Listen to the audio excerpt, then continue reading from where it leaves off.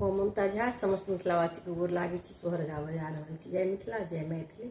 जय हो जानकी। पिया चलल परदेस की ओर, दूर देश बसोरे, ललना रे ककरा का हाबा दिल के बात चढ़ल, मासते सररे, ललना रे ककरा कहबा दिल के बात चढ़ल, मासते सररे। सासो चलल नैहर की ननदो, बासु सासुर रे, सासो चलल नैहर की ननदो, बासु सासुर रे, ललना रे घरवा में देव रनादाना चढ़ल, मास चारे मारे, ललना रे घरवा में देव रनादाना चढ़ल, मास चारे मारे। बाटरे बटोहिया की भैया की, तू मोरा हित बसुरे, बाटरे बटोहिया की भैया की, तू मोरा हित बसुरे, ललना रे लेने जाइयो पिया के समाद चढ़ल, मास पाँच मारे, ललना रे लेने जाइयो पिया के समाद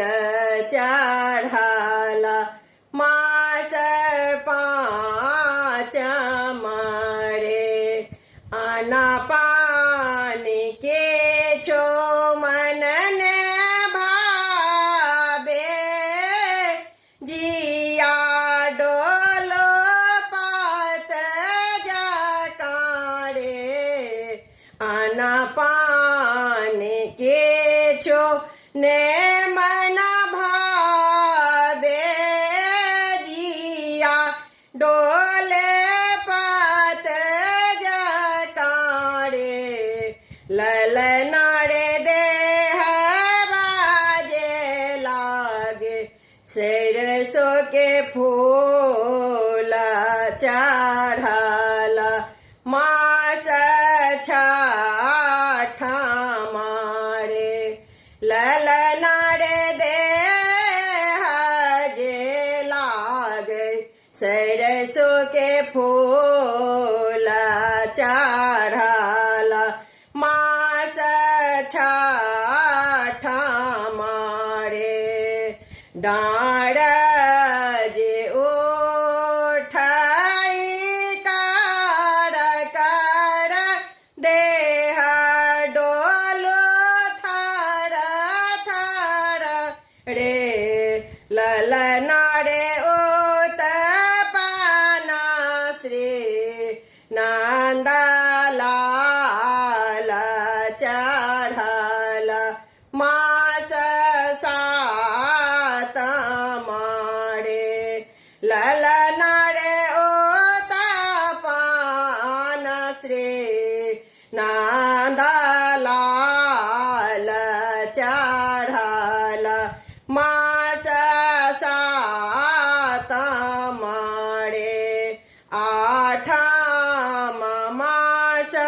जब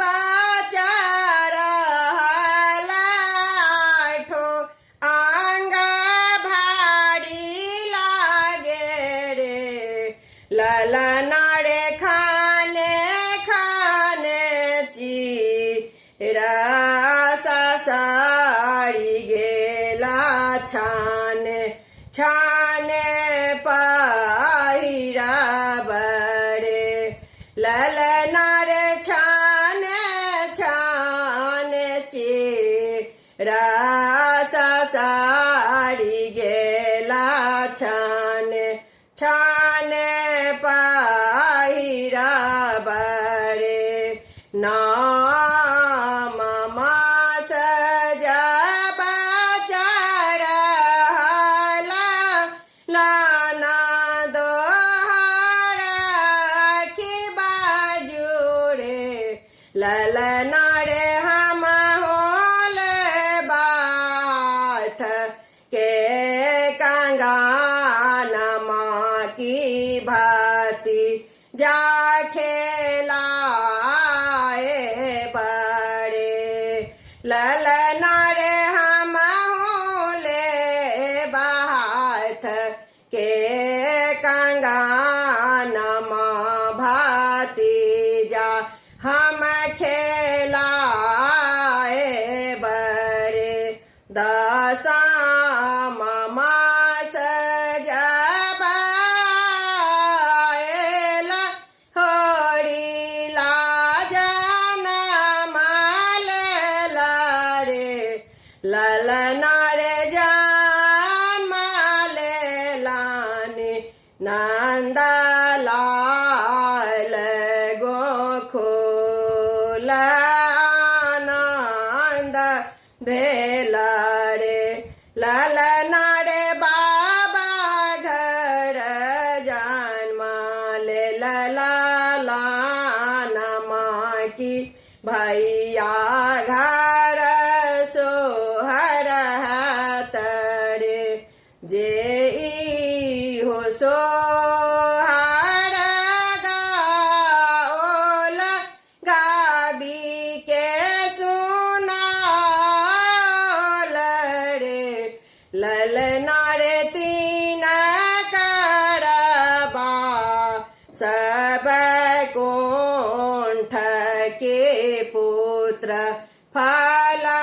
पाओल रे। धन्यवाद।